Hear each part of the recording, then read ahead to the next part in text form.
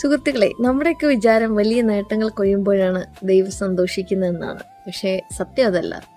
ആരും കാണാത്തപ്പോൾ നമ്മൾ കാണിക്കുന്ന ചെറിയ സത്യസന്ധതകൾ, ആരും ശ്രദ്ധിക്കാനില്ലാത്തപ്പോൾ നമ്മൾ ചെയ്യുന്ന ചെറിയ നന്മകൾ, ഇതൊക്കെ സ്വർഗം നോക്കിക്കാണുന്നുണ്ട്.